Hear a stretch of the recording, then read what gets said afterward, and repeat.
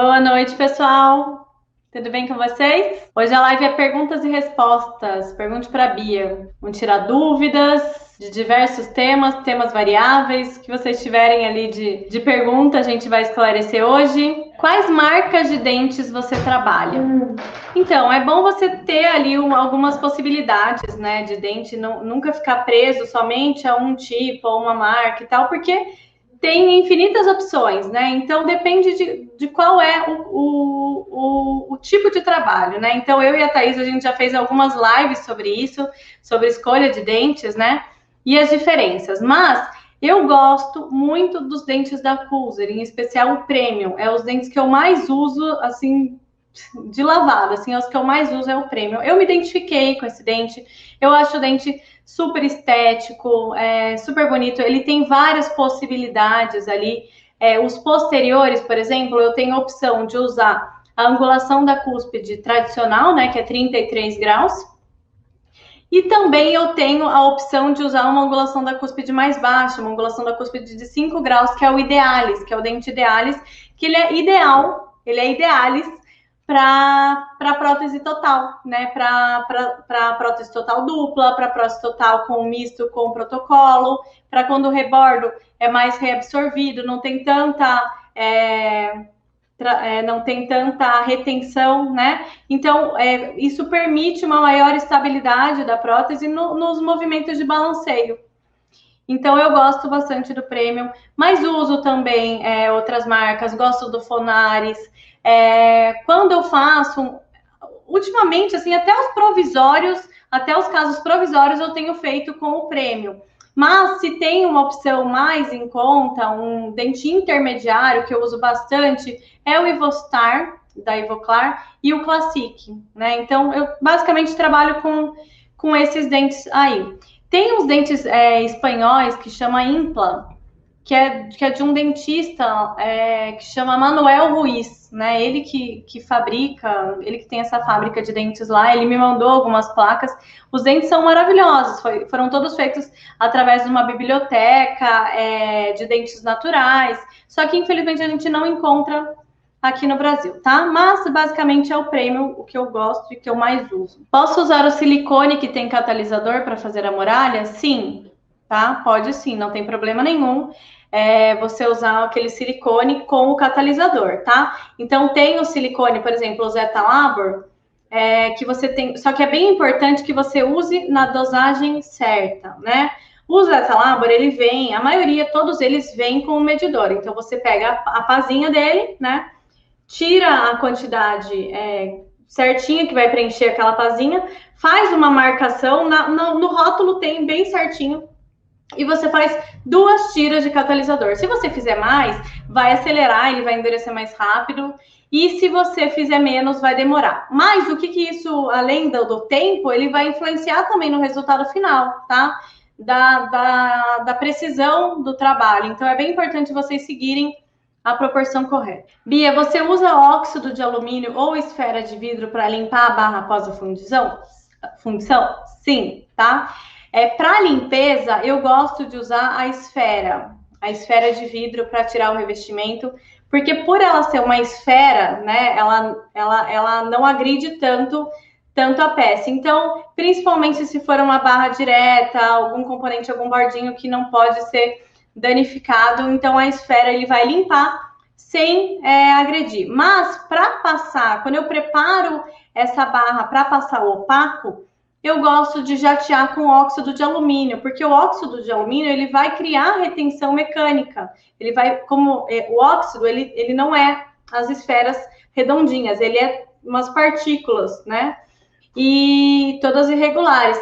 Então, ele em contato com o metal, ele vai criar mais retenção. Então, é legal, antes de aplicar o opaco, tanto do protocolo quanto da cerâmica, tá? Mas para limpeza, o melhor é a esfera de vidro mesmo. Ó, o Vando perguntou assim: estou iniciando na área, tem algum curso para me indicar? Sou da Bahia. Olha, Vando, o que eu indicaria para você que está iniciando, né? Não sei se você está iniciando na área de prótese ou se você está iniciando na área de prótese total, mas eu vou falar do geral, assim, né? Então, para quem está iniciando, é importante você fazer um curso de gesso, né? Conhecer ali o básico, o início, porque isso vai influenciar em muita coisa no resultado final. Então, se você não souber ali um gesso, saber a importância de vazar da maneira correta, da proporção, enfim, e você pode ter um problema lá na frente. Se um gesso, um modelo mal vazado, não vai resultar numa boa prótese, tá? Então, o gesso é bem importante estudar. Anatomia, tá? Anatomia é importante para todo mundo. Faz um curso para iniciantes ali de anatomia também. Isso é uma coisa que você vai usar ali para a vida, independente do segmento que você for seguir, tá? E prótese total, né? Então eu sempre falo, eu puxo ali um pouco da sardinha ali para o nosso lado, né? Porque, mas é real mesmo, tá? Então, a prótese total, né? Muita gente diz isso, que é a mãe de todas as reabilitações, é a mãe de todas as próteses. Porque aquele conceito que você aprende na prótese total, você vai usar em todas as outras, né? Então, o meu professor, o Walker Angeloni, sempre falava assim: quem faz prótese total faz qualquer tipo de prótese, né? Quem só aplica posterior, quem só aplica cerâmica, aplica molar, não faz uma prótese total, né? Porque são outros conceitos. Então, você pegando esses conceitos da prótese total, você aprende muita coisa, tá? Então, essa é a minha dica aí para quem está iniciando esses 3 cursos. Bia, o que você usa para proteger sua mesa de trabalho? Sempre vejo como uma proteção preta. Então, Vivi, eu uso vidro, tá? Então, eu comprei um protetor, aqueles próprios para prótese mesmo, que compra essas indústrias que vendem material de bancada de prótese, sabe? Tipo Cautini, Kay, essas coisas. Tem uma placa preta que você coloca. Só que como a gente trabalha com resina e cera suja muito, né? Então eu gosto do vidro porque ele é fácil de limpar. Então eu comprei uma espátula de raspar, né? Tipo, raspar massa corrida, que compra em casa de material de construção, e eu raspo o vidro, limpo, passo álcool, ele é bem tranquilo. Quando eu vou gravar, eu pego um pedaço de EVA, eu pego aquela folha de EVA preta e coloco, porque o vidro reflete, tá? Então, provavelmente o que você viu na minha mesa é um EVA preto, tá? Que dá para você usar para trabalhar também, porque daí ele é baratinho, é descartável, estragou ali, sujou demais, joga fora e troca. Rodete da arcada inferior, segue algum padrão em milímetros como no superior? Sim, segue sim, tá? Então, assim, o rodete inferior, né, o rebordo inferior, a reabsorção dele é um pouquinho diferente do superior, né? Então, o superior, ele vai reabsorver para dentro e para cima. Por isso que a gente segue como referência a papila incisiva, tá? Porque a papila incisiva é uma referência fixa ali, que ela tá em cima do forame, ela não vai sair de posição, ao menos que, né, o paciente tenha muita flacidez e ela acaba dobrando um pouquinho, mas é uma referência. Já no inferior, ele não vai reabsorver para dentro, tá? O rebordo inferior, ele só reabsorve para baixo, tá? Então, para posicionar o rodete em cima do rebordo, eu vou seguir exatamente a crista do rebordo, tá? Para saber a altura, você tem que observar a papila do trígono retromolar.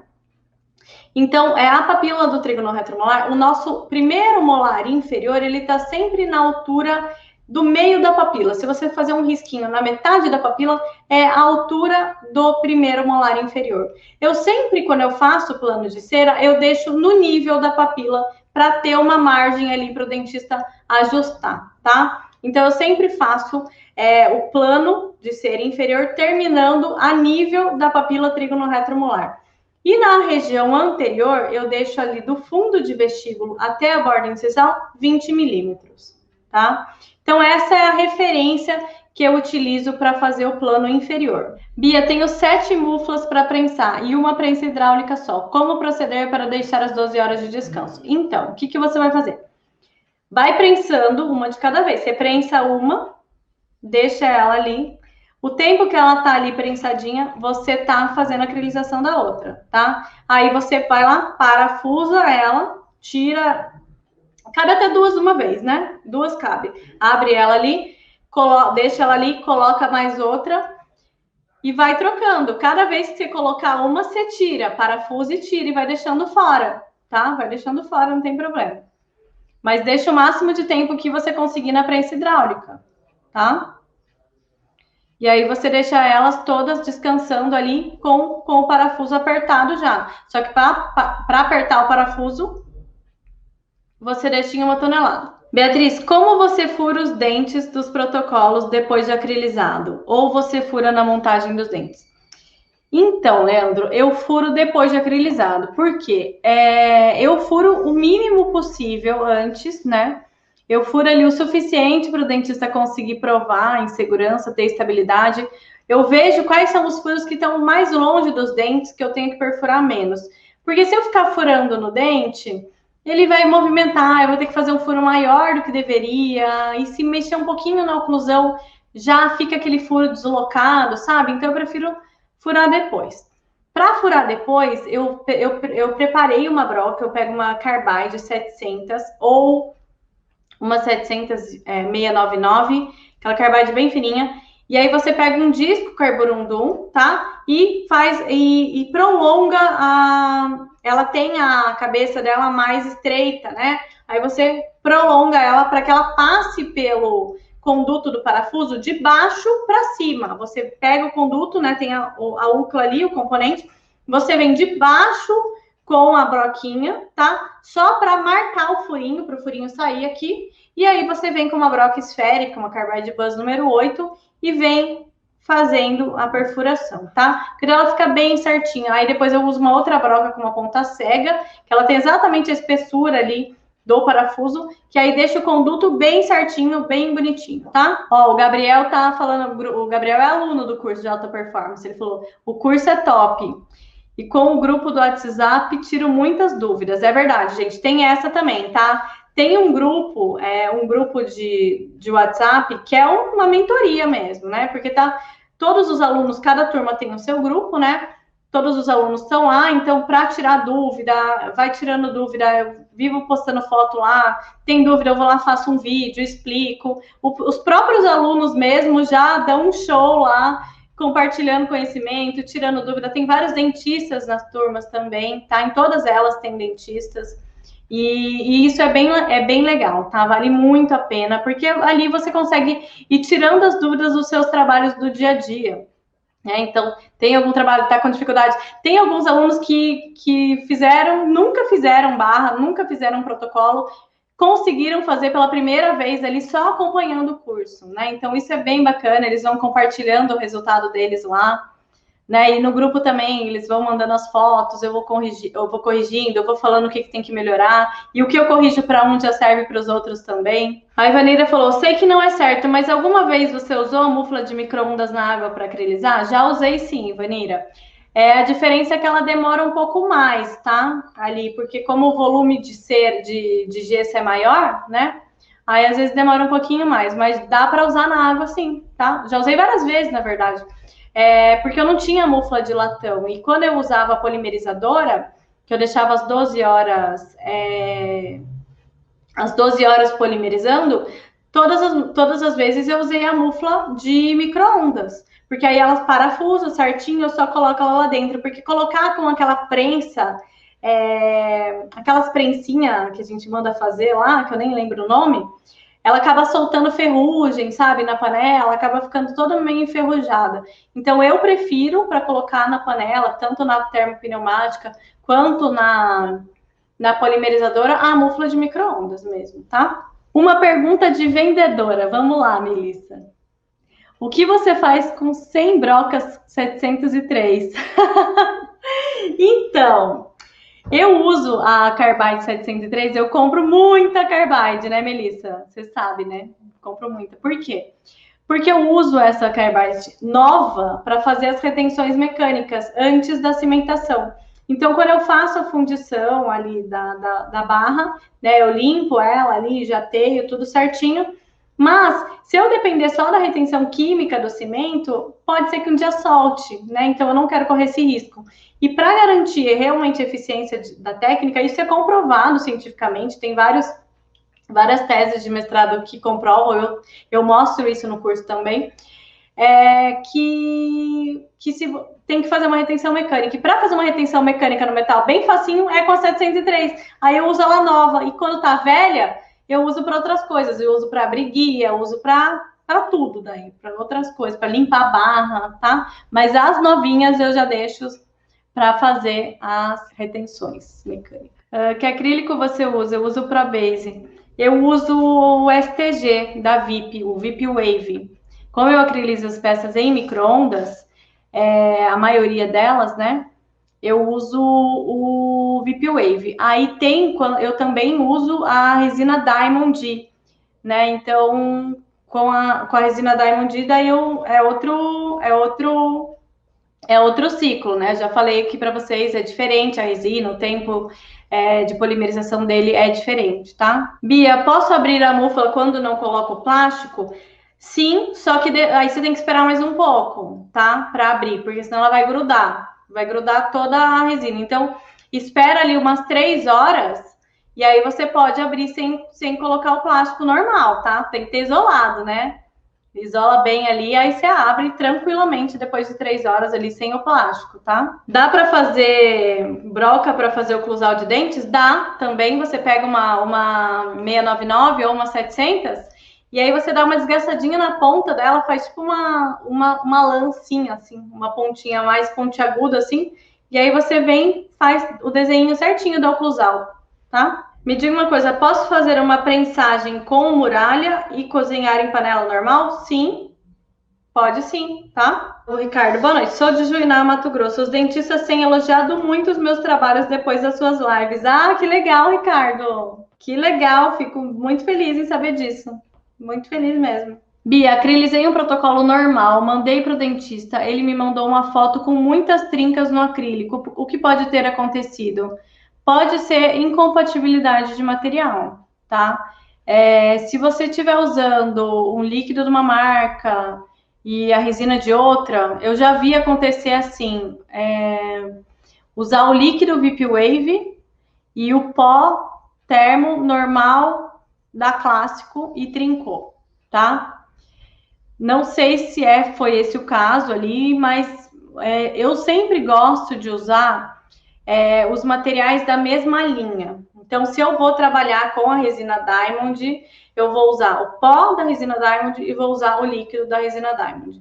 Se eu vou trabalhar com a resina STG, eu prefiro usar o líquido VIP, tá? Não que você não possa usar o outro, mas é mais assertivo, tá? Porque se acontece algum problema como esse que você relatou, que deu trinca, é mais difícil você descobrir o porquê, né? Então, provavelmente foi incompatibilidade de material. Porque a resina, né, ela é um corpo único, né? E ela é separada quimicamente. Então, é separado o monômero do polímero. E cada indústria tem a sua fórmula ali, né? Cada indústria tem o seu jeito de separar isso proporcionalmente ali, para depois essas moléculas se unirem, né? E pode ser que deu alguma incompatibilidade ali e trincou, tá? Então, tem que ver o que é, se aconteceu isso. Se não aconteceu isso, tem que ver outra razão ali para ter acontecido. Choque térmico, talvez, mas eu acredito que seja marca de pó e líquido diferente. Usei tudo como sempre, nada de novo. Pode ter acontecido do dentista ter passado álcool? Nunca vi o álcool trincar. Eu acho que não. Eu acho que o álcool não. O que eu já vi, assim, trincar, que dá uma craquelada, é o líquido alto. O líquido alto, né, ele dá uma craquelada, assim, dependendo do líquido que você usou. Dependendo do líquido do termo, ele dá uma craqueladinha, assim. O fundo de vestíbulo é importante quando não vem perfeito. Faz o acabamento antes do mesmo? Então, né, o fundo de vestíbulo, o ideal, né, o certo é que ele venha já pré-definido na moldagem anatômica. O dentista precisa fazer uma moldagem funcional, tá? Uma moldagem funcional, desculpa.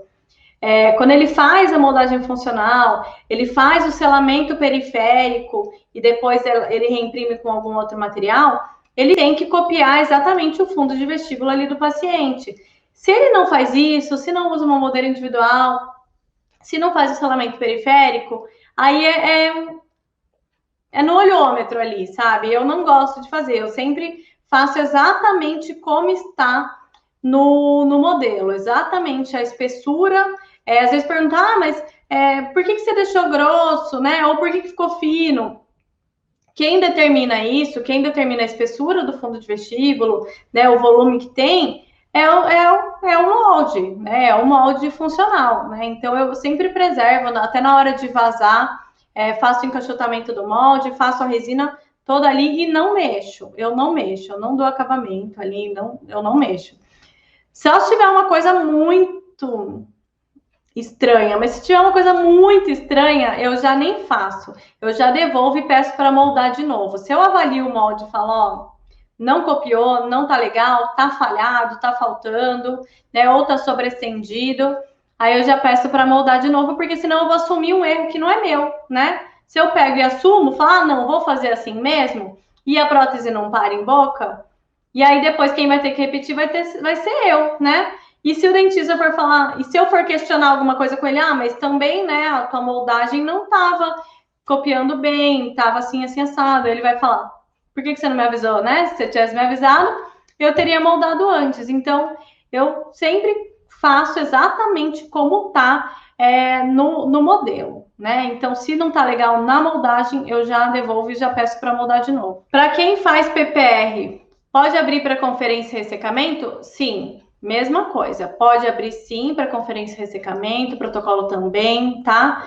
Qualquer tipo de resina ali que você prense, deixe ali um tempo prensada, você pode abrir.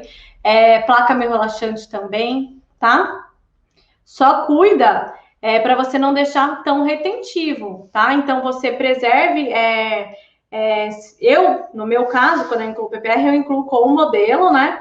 E deixo ela totalmente expulsiva, deixo esse modelo totalmente expulsivo antes de fazer o fechamento da lufa, né? Porque daí, se você for abrir, ela não vai rasgar o material, não vai agarrar naquele gesso. Agora, se estiver muito retentivo, corre o risco de você abrir e rasgar e aí você perder referência. Quem não pode investir no sistema 3D pode ficar fora do mercado? Olha, eu acho assim que nunca vai. A mão de obra não vai acabar, tá? O processo total sempre vai ter, sempre vai precisar dessas convencionais ali que a gente faz. O que vai acontecer? O digital ele veio para somar, né? Ele veio para ajudar e não para substituir. Né? Ele veio para agregar, para dar mais previsibilidade, para dar mais agilidade, né? Para enquanto a máquina está trabalhando, você está fazendo outra coisa, né? Então, para otimizar mesmo. Quem não pode investir, não é que vai ficar fora do mercado, mas talvez vai perder alguns clientes que estão em busca dessa nova tecnologia, né? Então, tem dentistas que já estão todos equipados ali no sistema digital, e aí se o teu laboratório não atende, né, se você não tem como receber um arquivo digital e imprimir um modelo, provavelmente ele não vai mandar para você. Mas não é que vai acabar, né? Vai ter muitos e muitos e muitos e muitos dentistas que não vão aderir, né? Que não tem, que não vão ter condições também, e enfim, né? Não vai acabar, tá? Mas se você puder ficar por dentro, se atualizar, entender, nem que você, se você achar viável, comece terceirizando, né? Receber um arquivo 3D, fala, não, pode deixar, pode me mandar que eu imprimo, conversa com um colega, um laboratório da tua cidade que tenha uma impressora, que tenha a possibilidade de imprimir esse arquivo, você começa a terceirizar, né? Então, assim, né? Isso tá chegando e tá chegando para ficar, mas não vai substituir, né? Veio para agregar, na minha opinião. Bia, qual o seu procedimento para fundição? Então, como 99% das barras que eu faço na técnica de assentamento passivo, que é onde os cilindros são cimentados após a fundição, né, para compensar por meio do cimento qualquer desadaptação da estrutura, então eu consigo fazer uma fundição bem mais rápida do que a convencional, porque eu já deixo o forno pré-aquecido na temperatura final, eu já deixo ele a 930 graus, tá? Então, se eu tenho muitas barras para fazer, ele fica o dia inteiro ligado. Faço a inclusão ali em monobloco, com sprue de 2 e 4 milímetros. Incluo num anel de 200 gramas, a maioria das vezes. Uso o revestimento ou o Calibra ou o 1700. Depois de 23 minutos que eu fiz a inclusão, eu coloco já no forno quente, tá? Importante lembrar que eu envolvo aquela resina patter com uma camada de cera para que a resina não expanda, né? E tenha trinca no anel. Então, para que não aconteça isso, eu passo uma camada de cera, porque a cera vai ser eliminada primeiro, e aí depois tem o espaço dentro do anel para resina expandir e ser eliminada. Aí faço a fundição após meia hora. Então, após 30 minutos que está no forno, eu já posso fundir, tá? Então, é dessa maneira que eu procedo. Que metal você usa para barra protocolo? Fundição é feita a gás oxigênio? Sim. A minha fundição, né, é no maçarico mesmo, ali no gás oxigênio. Eu não tenho centrífuga de indução, tá? Eu uso o Metal Fit Cache Titanium da Talmax, aquela caixinha preta. Por quê? Porque, né, Melissa? Que a Melissa fica falando que eu sou caipira. Por quê? Porque é mais fácil, só por isso. Porque é fácil de fundir, porque é muito fácil de fundir, é muito fácil de limpar, é muito tranquilo. Eu gosto, me dei bem com esse metal aí, e só por isso, tá? Não tem outra razão. Voltando ali no assunto da trinca, né, da tua peça, a Alexandra está comentando aqui no YouTube que as trincas também acontecem quando você usa acrílico alto para fazer algum conserto. Então, você vai fazer algum conserto ali e a prótese já está polimerizada, ela pode trincar. Bia, você cobra remontagem de PT? Depende. Isso é um assunto polêmico, né? Causa umas polêmicas aí com os dentistas. Por quê? Eu cobro, né? Comecei a cobrar de uns anos para cá, em algumas circunstâncias, tá? Então, assim, se eu tiver que mexer a linha média, eu cobro. Se eu tiver que mexer dimensão vertical, eu cobro. Se eu tiver que mudar a cor do dente, eu cobro, tá? Então, nesses 3 parâmetros aí, eu cobro remontagem, tá? Porque eu acho que esses 3 itens, né, é ali o mínimo do mínimo do mínimo que a gente tem que ter de informação, que é a cor do dente, a linha média e a dimensão vertical. Agora, se for algum detalhe, né, fechar um pouquinho o corredor, abrir um pouco o corredor, apinhar os dentes ou desapinhar os dentes, arrumar a inclinação, baixar um pouquinho o incisal, subir um pouquinho, aí eu não cobro, tá? Aí eu não cobro. Mas eu deixei bem claro já na minha tabela. Na tabela tá escrito remontagem quando troca de cor, linha média, dimensão vertical, tá? E mordida também. Quando a mordida tá errada, eu também cobro. O Gabriel tá perguntando, se eu não for fazer STG, posso incluir 2 protocolos em uma mufla só? Olha, eu nunca fiz. Mas eu conheço gente que faz e dá certo, tá?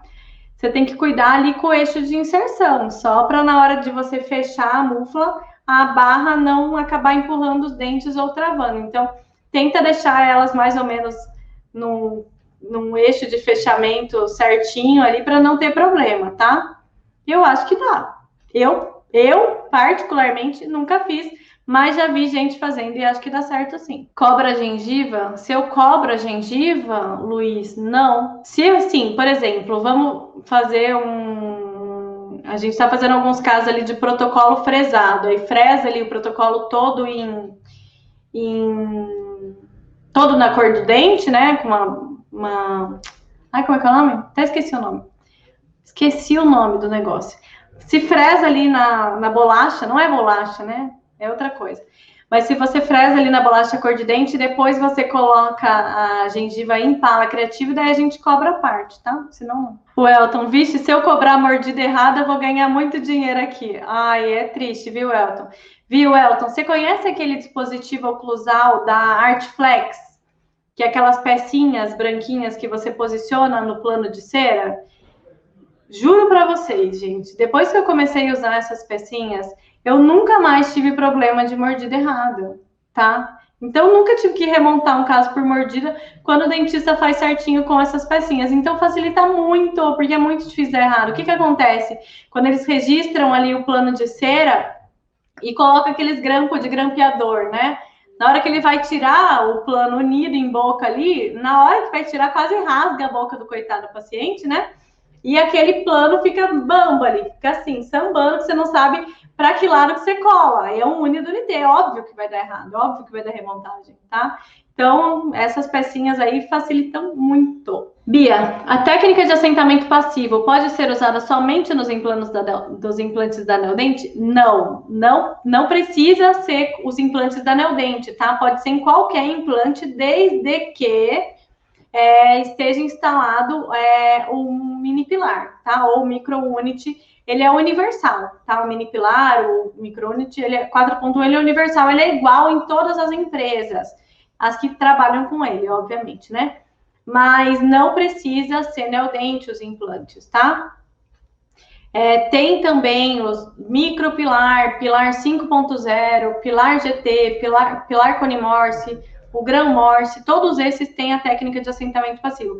Só não tem, infelizmente, não tem para hexágono, tá? Para hexágono externo, não tem essa técnica. E para Straumann também não, que é bem triste que não tem.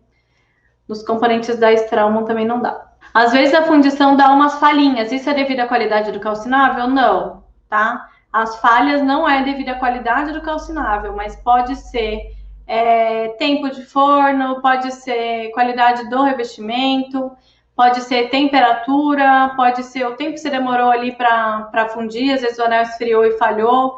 Pode ser que ficou muito fino, às vezes você tem que engrossar um pouquinho em volta ali do componente para ele não falhar, mas acontece sim, tá? De falhar. E se falhar, vai ser já comprometer o resultado final do trabalho.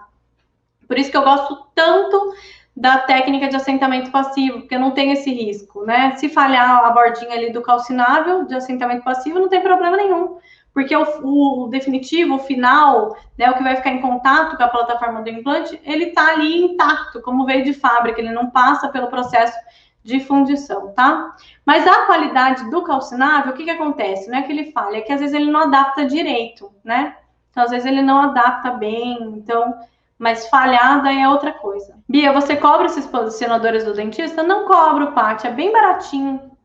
É bem baratinho e depois ele volta para o laboratório, sabe? Ele volta, eu reutilizo, só higienizo bem ali, põe ali para esterilizar e tal e reutiliza, tá? Não precisa jogar fora. E é bem baratinho, você compra um pacote com um monte, assim, eu não lembro de cabeça o valor dele, assim, mas, nossa, vale muito a pena, vale muito a pena. Ó, a Renata tá falando que ela comprou os posicionadores, são ótimos, é ótimo mesmo, gente, é genial ali o negocinho. Bia, mas o posicionador do Artflex ajuda a mordida a sair correta? E se o paciente mesmo morder errado? Então, não, se o paciente morder errado, vai sair errado. O que acontece, né? Por que esse posicionador facilita o registro de mordida? Quando o dentista faz o registro de uma outra maneira, né? O paciente morde uma vez só e ele trava. Se ele faz, tem um jeito muito legal que eu aprendi lá no Ilapel, na época que eu trabalhei lá com a doutora Ivete, que é você fazer com o silicone pesado, que você faz umas canaletas no rodete, põe o silicone pesado, o paciente morde e registra. Aí você fica com aquele silicone solto ali, você fica com os planos individualizados, você pode montar numa mesa de camper, um arco facial, e aí você posiciona. Só que mordeu uma vez só. E se nesse mordeu uma vez só, o paciente jogar um pouquinho para um lado e o dentista não perceber, vai dar errado. Não adianta nada, vai dar errado. O posicionador, o que acontece? O dentista faz todo o ajuste do plano, né? Rodete superior, rodete inferior, corredor, dimensão, exposição do superior, exposição do inferior, linha média, linha sorriso, tudo. Faz tudo certinho.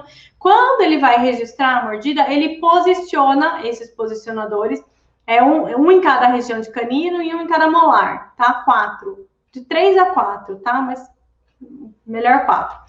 Aí ele leva em boca, o que o paciente vai fazer? Ele vai abrir e fechar a boca. Abre, fecha, abre, fecha, abre, fecha, abre, fecha. Quando ele abriu e fechou ele umas 5 vezes, tem uma tendência, até não é que vai, mas tem uma tendência maior que o paciente vai levar em relação cêntrica. Automaticamente ele vai abrindo e fechando, aonde ele mais morder, né, é a relação cêntrica. Diferente, daquele modo de registrar que o dentista manipula o queixo do paciente, né, joga lá atrás, ou acaba deslocando, né, ou o paciente vai morder, acaba deslocando. Então, o posicionador, ele é mais assertivo, porque o paciente abre e fecha várias vezes, né, então ele tem uma tendência a acertar mais vezes, e também porque ele não une, né? Você fica com o plano individualizado, fica com as perfurações no superior, ele não gira, tá? Então, é bem simples, assim, e bacana, tá? Que sempre quis saber por que alguns calcináveis adaptam e outras marcas não. Parecem ser todos iguais e derretem no forno. Confesso que não entendo. Então, a adaptação, sim, tem relação com marca, tá? Porque tem algumas marcas que elas são mais precisas, né? A forminha delas são mais bonitinhas, mais certinhas, e outras nem tanto. Então, ele vai dar alguma diferencinha, principalmente se for uma barra com vários implantes, né? Então, a chance ali de dar alguma desadaptação é bem maior por si só. Então, se você quer fazer a técnica convencional, dê preferência de usar aquela cinta pré-fundida, né? A base em cromo cobalto, que aí você não vai ter esse problema de distorção ali. Ó, esse dispositivo, gente, é isso aí que eu falei, tá? Eu já mando posicionado, sai do laboratório já com o dispositivo em posição. No mesmo momento, eu já tiro uma foto e já mando um áudio para o dentista. Ó, tá vendo essas pecinhas que eu coloquei aqui no rodete? Então, quando chegar aí no consultório, você pega e fotografa, tira uma foto ali do celular e tira as pecinhas, só para você saber como reposicionar. Então, tem uma parte mais longa e outra mais curtinha. A mais longa vai fincar na cera inferior. Tira as pecinhas, ajusta todo o plano, faz tudo certinho, ajusta ali. Quando você for registrar a mordida, você dá uma aquecida na cera, flamba ela, posiciona as pecinhas exatamente na mesma posição que eu mandei e faz o paciente abrir e fechar a boca ali várias vezes, né? Daí, tira, registrou, confere se tá marcando bem e manda para o laboratório. Já mando o posicionador no lugar certo, tá? Já mando, fala para ele tirar foto, para ele saber, e depois ele tira e coloca de novo.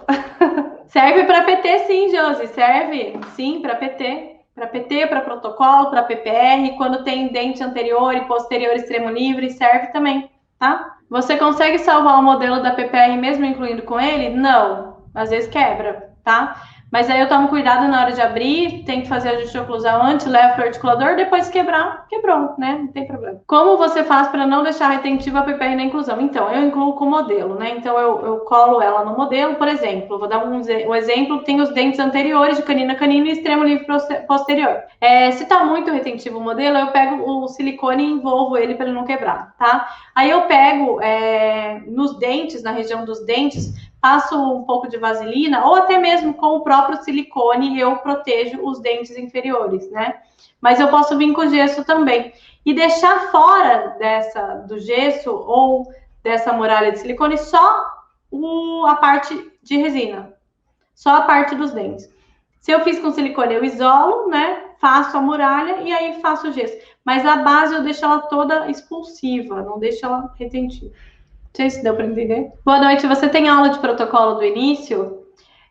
Então, o curso Protocolo de Alta Performance é desde o início, tá? Ele vai desde o básico até o avançado. Então, tem tudo lá, desde o planejamento reverso, tem até vídeo da cirurgia, tem tudo ali, confecção de guia multifuncional, todo o passo a passo do paciente, confecção da barra, fundição, inclusão, acrilização, ceroplastia, acabamento, polimento, fotografia, como fotografar suas peças, morfologia gengival, vixe, tem muita aula, muita aula.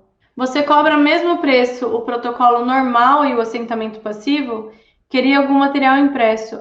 Não, eu não cobro o mesmo preço, tá? Eu cobro o convencional mais caro, tá? Mais caro. Por quê? Porque eu demoro muito mais tempo para fazer. Me toma muito tempo. O assentamento passivo, ele é mais barato, apesar de ter o material que é o cimento, apesar de eu usar o cimento, eu fiz uns cálculos ali que para mim vale muito mais a pena fazer o assentamento passivo, mesmo com o cimento, por causa do tempo que eu demoro para fazer. Então, eu consigo fazer ela muito mais rápida, é previsível, eu tenho certeza ali que vai dar certo, né? Não é aquela dúvida, aquela incerteza, será que vai dar solda? Será que não vai? Será que eu vou conseguir adaptar? Será que não vai? Né? Eu consigo me programar certinho na minha agenda, eu consigo entregar ali para o dentista, não tem que falar, eu não vou conseguir te entregar o trabalho hoje porque eu vou ter que soldar, né? Enfim.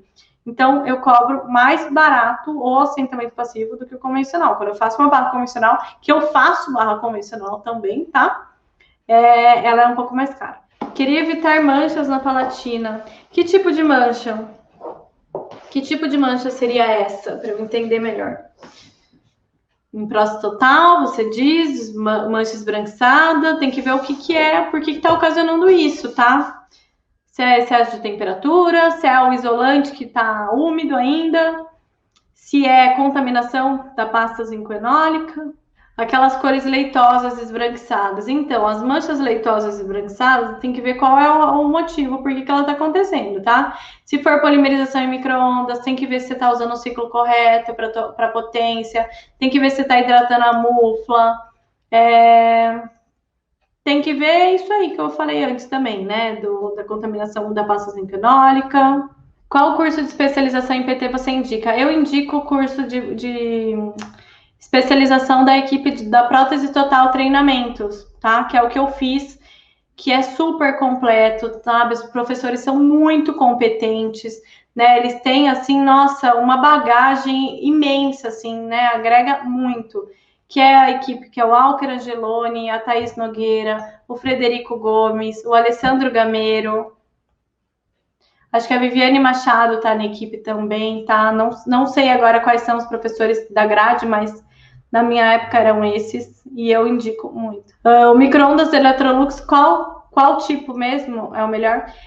Não é que é o melhor, tá? Micro-ondas pode ser qualquer um, só que o Electrolux, esse modelo MEF41, ele é bom, ele é maravilhoso, porque ele salva o ciclo. Aí você salva ali, receita 1, receita 2, receita 3, e aí você não precisa ficar toda hora lá indo programar o micro-ondas. Você só aperta a receita 1, ele faz os 3 ciclos sozinhos, tá? E aí você vai sentar na bancada e trabalhar. O carga imediata é mais cara? Então, Rogéria, não. Tá? O carga imediata, no meu laboratório, né?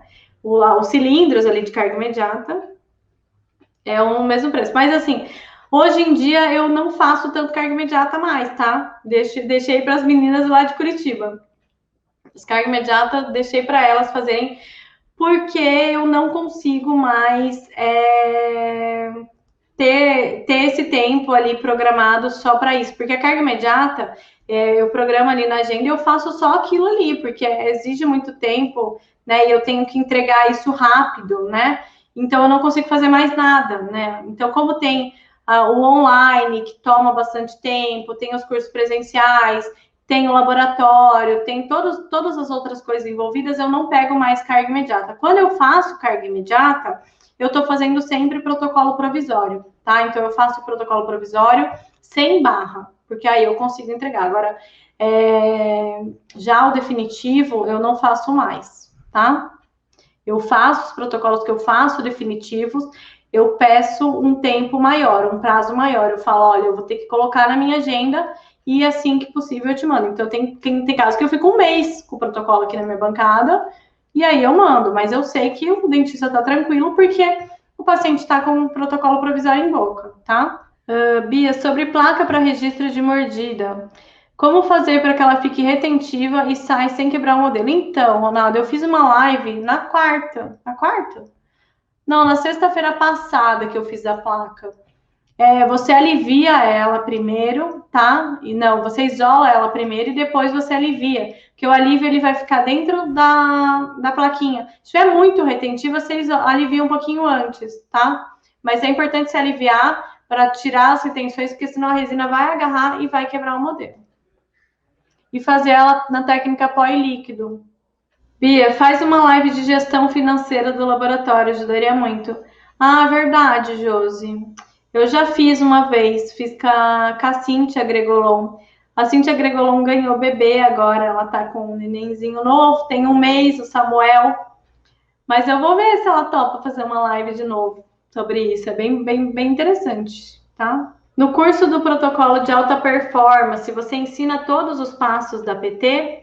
Eu ensino todos os passos da PT na teoria, tá? Na teoria eu mostro todos os passos, porque faz parte do planejamento reverso. Agora, na prática, é só o protocolo, né? Então, todas as aulas, elas tem tanto a teórica quanto a prática. Como o curso é de protocolo, filmando, fazendo mesmo, é só o protocolo. Mas a PT, eu explico todo o passo a passo dela, na parte teórica. Quando o dentista faz a transferência dos implantes logo após a cirurgia, para fazer o protocolo definitivo, não fica faltando material no rebordo? É bom moldar de novo, tá? Porque assim, gente, quando o dentista faz a carga imediata, né, ele faz uma osteotomia, né, mexe bastante no tecido e tem, sim, uma reabsorção, né, uma reabsorção de tecido. Então, a gente faz o protocolo provisório nesse modelo. Na hora de fazer o definitivo, principalmente se for superior, tá? Se for inferior, não tem tanto problema, que se ficar um espacinho ali, não tem problema nenhum. Agora, o superior, se ficar um espaço, ele vai ficar soprando ar, né? Vai ficar aquele soprinho. Então, o ideal é fazer o molde novamente. Bia, técnica de assentamento passivo tem que ter quanto de espaço para poder ser realizado? O mesmo do protocolo convencional? Sim, o mesmo do protocolo convencional. O que acontece? Às vezes as pessoas acham, não dá para fazer protocolo de assentamento passivo porque o componente é muito grande, porque o parafuso é muito grande. Então, assim, dá para você desgastar o calcinável. Você tem um limite até do latão ali para desgastar. Até o limite do parafuso você pode desgastar. O parafuso de trabalho você pode desgastar também, né? Eu passo disco neles, deixo ele mais baixinho. Depois que você uniu com a resina Pattern, você pode tirar alguns parafusos e deixar sem parafuso, porque no final das contas você vai cimentar depois. Então, se ficar ali um gap, não tem problema nenhum, porque esse espaço ele vai ser compensado com o cimento depois, tá? Então, não tem problema. Quando vem para São Paulo ministrar curso, quando vier me avisa. Pedrinho, vou para São Paulo em novembro, tá? Em novembro na APDESP, tá? Vou dar um curso na APDESP em novembro. Moro em Portugal, sofro muito por trabalhar em um laboratório em que a clínica está dentro. Em muitos casos, o paciente está na cadeira esperando o serviço. Ai, Fred, então, eu sei o que você passa, porque quando eu trabalhava lá no laboratório do Odércio, era assim também, né? Então, tinha a clínica lá e tinha muito curso, né? A gente atendia os cursos ali. Então, curso, né, ali uma semana, ou tinha intensivão ali, que era naquele dia, e tinha que fazer tudo para o mesmo dia. E aí o paciente, sim, estava na cadeira, tem que mexer e remontar, tem que ter um jogo de cintura ali, né? Então, tem que ter um jogo de cintura, tem que, em alguns casos, não dá para fazer, não dá para aceitar, acrilização, fazer a polimerização no mesmo dia, não faço, por isso, né? Porque eu preciso deixar um tempo descansando, então marque o paciente para outro dia, se é um caso rápido, é uma remontagem, é alguma coisa que eu possa resolver ali no momento, ok, se não, manda o paciente voltar daqui 2 dias, sei lá, que eu consigo te entregar um trabalho de qualidade. Então, tem que ter alguns argumentos ali, né, e ver qual que é o foco também da clínica, né. Fica esbranquiçada e sempre dá isso quando tem lisandra. Então, a pasta zincoenólica, ela tem um óleo de eugenol, tá, que ela contamina o gesso. Então, você tem que tomar bastante cuidado na hora de tirar o modelo desse molde funcional vazado com a lisandra, tá? Porque primeiro você hidrata na água fria, deixa ele uns 10 minutos esse modelo submerso na água fria, para que a água preencha todo esse espaço do gesso, tá? E depois você coloca na água quente ali alguns pouquíssimos minutos, até dar uma amolecidinha, mas que ela não derreta toda, e aí você consiga soltar sem quebrar o gesso, mas sem que ela impregne, tá? Se ela impregnar no modelo de gesso, vai ser bem difícil de tirar. Você pode tentar tirar com remox, lavar, enfim, mas pode acontecer em alguns pontos ela ficar penetrada lá no gesso e ela é liberada, esse óleo de eugenol, ele é liberado no momento da polimerização. E aí ele dificulta a polimerização por isso que ela fica esbranquiçada, tá? Ela trabalha contra ali, ela joga no time contrário, por isso que ela fica essas manchas, tá? Sou dentista, posso fazer o curso? Sim, pode sim. Tem bastante dentistas fazendo os cursos, tá? Todos os meus cursos, tanto os presenciais quanto online, tem bastante dentista na turma, porque principalmente para facilitar essa comunicação. Então, tem alguns dentistas que são donos de clínicas, ou são donos de laboratório, ou que querem, ou que já eram protéticos e viraram dentistas e continuam fazendo seus trabalhos, ou que querem melhorar a comunicação ali do técnico, entender também um pouco do processo laboratorial, para, consequentemente, melhorar o resultado final do trabalho. Então, o dentista, sim, é muito bem-vindo no nosso curso, tá? Bia, eu recebo o trabalho com gengiva artificial da resina soft para reembasamento no protocolo. Tem problema? Não, não tem problema. Eu não gosto quando a resina é muito rígida. Daí é difícil de tirar, o modelo acaba rasgando. Tá, mas se você conseguir trabalhar bem, não tem problema nenhum. Certo, pessoal? Eu vou ficando por aqui, tá? Amanhã tenho mais um dia de curso. Muito, muito, muito obrigada pela participação de todos vocês. Beijo grande, gente. Tchau, tchau.